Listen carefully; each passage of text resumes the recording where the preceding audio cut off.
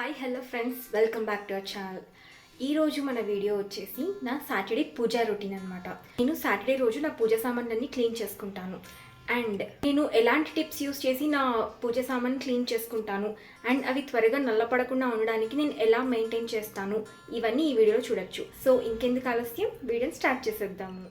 పొద్దున్నే లేచి ఇంట్లో బయట కసువు ఊడ్చేసి తుడిచేసుకొని స్నానం చేసేసి ఫస్ట్ నేను దేవుడి గూట్లోకి ఎంటర్ అయిపోతానండి. అండ్ ఈరోజు శనివారం కాబట్టి నా పూజ సామాన్లన్నీ ఈరోజు నేను క్లీన్ చేసుకుంటాను. ఇక్కడ మీరు చూడొచ్చు ఎంత ఆయిలీగా కొంచెం మురికిగా ఉన్నాయి కదా. ఎస్పెషల్లీ ప్లేట్ అండ్ హారతి పళ్ళం అయితే చాలా ఎక్కువగా మసపట్టిపోయి ఉన్నాయి. వాటిని నేను ముందు ఒక టిష్యూ పేపర్ తోటి ఆయిల్ అంతా క్లీన్ చేసుకుంటున్నాను. ఏదైనా పైన మసి ఉన్నా కూడా అంతా క్లీన్గా వచ్చేస్తుంది అనమాట. సో ఫస్ట్ నేను ఒక టిష్యూ పేపర్ తీసుకొని ఈ పూజా సామాన్లన్నీ క్లీన్ చేసేసుకుంటున్నాను. ఇలా క్లీనింగ్ అంతా అయిపోయిన తర్వాత నావి దీప ప్రమిదలు ఉన్నాయి కదా, అవి నేనంతా డిస్మాంటిల్ చేసేసుకుంటాను అనమాట. సో దట్ ఈ క్లీనింగ్ అన్నది లోపల వరకు డీప్గా క్లీన్ అవుతూ ఉంటుంది, ఎక్కడ మురికి అన్నది లేకుండా. తర్వాత నేను పొయ్యి మీద ఒక గిన్నె పెట్టుకున్నాను. నా పూజా సామాన్లన్నీ మునిగి అని నీళ్ళు తీసుకున్నాను. దాంట్లో కావాల్సినంత చింతపండు అన్నది తీసుకున్నాను నేను. అండ్ కొంచెం ఉప్పు వేసాను నేను, అంటే ఒక స్పూన్ ఉప్పు వేసాను. వేసేసి అవి కొంచెం బాయిల్ అవుతుండగా నీళ్ళు ఈ సామాన్లన్నీ దాంట్లో వేసేసాను అనమాట. కొంచెం ఇలా బాయిల్ అవుతున్నప్పుడు ఒక 2 టేబుల్ స్పూన్స్ అలా వెనిగర్ కూడా మనం యాడ్ చేసుకోవాలి. అండ్ ఈ చింతపండు అన్నది మనం కొత్త చింతపండే వాడాల్సిన అవసరం లేదు. మనం వేటికి వంటల్లో వాడుతూ ఉంటాం కదా, వాడేసి ఆ పిప్పి తీసి ఎత్తి పెట్టుకోవచ్చు. పెట్టేసుకొని ఇలా దీనికి మనం యూస్ చేసుకోవచ్చు అనమాట, తప్పేం లేదు. అది కూడా బాగానే పనిచేస్తుంది. అండ్ ఒకసారి ఒక 2-3 మినిట్స్ బాగా బాయిల్ అయిపోయిన తర్వాత నేను అన్నిటిని తీసి పక్కన పెట్టేసుకుంటున్నాను. ఎందుకంటే అప్పటికే అవి ఆల్మోస్ట్ అంతా క్లీన్ అయిపోయాయి. ఇది హారతి గట్ట చూసారా మీరు, అది ఇంకా కొంచెం నల్లగా ఉంది కదా, జస్ట్ ప్లెయిన్ స్క్రబ్ తోటి అలా స్క్రబ్ చేసేస్తే అది తెల్లగా వచ్చేస్తుందండి. నేను అది కూడా చూపిస్తాను మీకు ఎలా చేస్తాను అన్నది. ఇలా అన్నీ తీసేసుకున్నాను నేను. అండ్ నా దగ్గర రాగి గ్లాస్ కూడా ఒకటి ఉంది, మీరు చూసారు కదా. ఇప్పుడు దాన్ని కూడా నేను బాయిల్ చేస్తాను.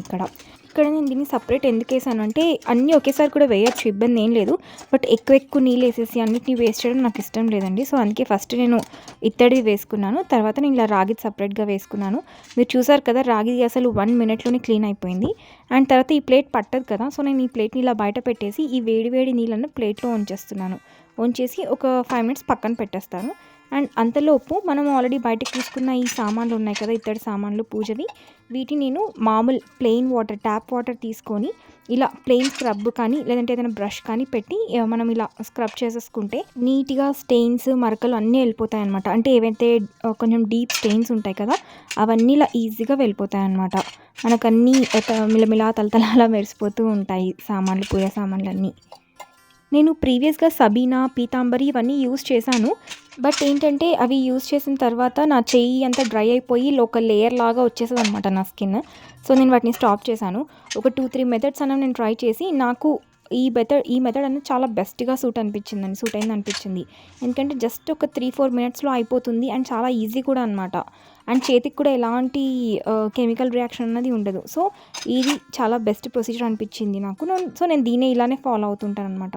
అండ్ నీళ్ళలో కడిగేసిన తర్వాత మనము వెంటనే ఒక నాప్కిన్ కానీ ఏదైనా కాటన్ క్లాత్ కానీ తీసుకొని నీట్గా తుడిచేసుకోవాలండి పూజ సామాన్లను. లేకపోతే అవి గాలికి అలానే ఉండిపోయాయి అనుకోండి, వాటర్ మరకలన్నీ పడిపోయి అక్కడ నల్లగా స్టెయిన్స్ వచ్చేస్తాయి. అంటే నీటి మరకలు అలా ఉండిపోతాయి అన్నమాట. మళ్ళీ అసలు ఏం చేసినా కూడా పోవు, మళ్ళీ బాయిల్ చేయాల్సి వస్తుంది. సో వెంటనే ఒక పొడిగుడ్డ తీసుకొని మనము ఇలా క్లీన్ చేసేసుకోవాలన్నమాట, తుడిచేసుకోవాలన్నమాట ఈ పూజ సామాన్లన్నిటినీ. అప్పుడు అవి ఎలాంటి స్టెయిన్స్, మరకలు, కలర్ చేంజ్ అవ్వడం లేకుండా చాలా రోజుల పాటు మనకు మెరుస్తూ ఉంటాయన్నమాట ఈ పూజ సామాన్లు. ఇత్తడే కాదు, రాగి, వెండి కూడా మనం అలానే చేసేసుకోవాలన్నమాట. వెంటనే మనం తుడిచేసి పెట్టేసుకోవాల్సి ఉంటుంది. ఇలా చేసుకోవడం వల్ల మనకు ఈ పూజా సామాన్లన్నీ అసలు ఒక 1 వీక్ వరకు, అంటే ఈ సాటర్డే చేశాను కదా, నెక్స్ట్ సాటర్డే వరకు ఇవి ఇలానే ఉంటాయన్నమాట, మెరుస్తూ ఉంటాయి. మళ్ళీ నెక్స్ట్ సాటర్డేకి నేను క్లీన్ చేస్తూ ఉంటాను అనమాట తీసేసి. అండ్ ఇప్పుడు క్లీన్ చేసిన వాటన్నిటిని నేను మళ్ళీ అటాచ్ చేసేసుకుంటున్నాను. ఈ దీపపు ప్రమిదల్ని అటాచ్ చేసేసి నేను నీట్గా సర్దేసుకుంటాను. అండ్ ఈ ప్లేట్ చూసారు కదా, ఇది నేను ట్యాప్ కింద కూడా కడగచ్చు, బట్ మీకు చూపిద్దాము అని చెప్పేసి నేను ఇలా కడుగుతున్నాను. ఇది కూడా చూసారా, అసలు ఏం స్టెయిన్స్ లేకుండా, ఎలాంటి మరకలు లేకుండా నీట్గా వచ్చేసింది కదా. సో దీన్ని కూడా నేను అలా గుడ్డతో తుడిచేసుకొని ఇంకా నేను నా పూజను స్టార్ట్ చేసేసుకుంటున్నాను. నేను ఇంకా వంట అనేది స్టార్ట్ చేయలేదన్నమాట. సో ఫటాఫట్ పూజను చేసేసుకొని నేను వంట స్టార్ట్ చేసేసుకోవాలి. అండ్ నా పూజ అన్నది నేను జస్ట్ 2 మినిట్స్లో చేసేసుకుంటాను. అది ఎలా చేసుకుంటాను కూడా మీరు ఇప్పుడు చూడండి ఒకసారి. ఇవి నా ఒత్తులు. నేను ఒత్తుల్ని ఇలా పెట్టేసుకుంటాను. మామూలుగా అందరు నూనె పోసి ఒత్తులు వేయాలి అని అంటారు కదా, బట్ నాకున్న ఈ దీపపు కుందులుని అంటే నూనె వేసిన తర్వాత ఒత్తులు పెట్టడం చాలా కష్టం అనమాట. Almost impossible. అంత నూనె అయిపోయి కింద పడడం అలా జరుగుతుంది. సో నేనైతే ముందు ఒత్తులు పెడతాను, ఆ తర్వాతనే నూనె అన్నది పోస్తానన్నమాట. అండ్ నా ఈ దీపపు కుందుల్లో నిండుగా కూడా పోయొచ్చండి నూనె, ఏం కాదు. నిండుగా పోస్తే అసలు మార్నింగ్ వెలిగిస్తే సాయంత్రం వరకు వెలుగుతూనే ఉంటాయన్నమాట దీపాలన్నవి ఈ దీపపు కుందుల్లో. అందుకే నాకు ఇవి చాలా ఇష్టం. నేను ఇవి ఒక్కటే మెయింటైన్ చేస్తూ ఉంటాను ఈ దీపపు కుందుల్ని. వెంటనే అగరబత్తి వెలిగించాను అండ్ హారతి కూడా ఇచ్చేస్తున్నాను నేను.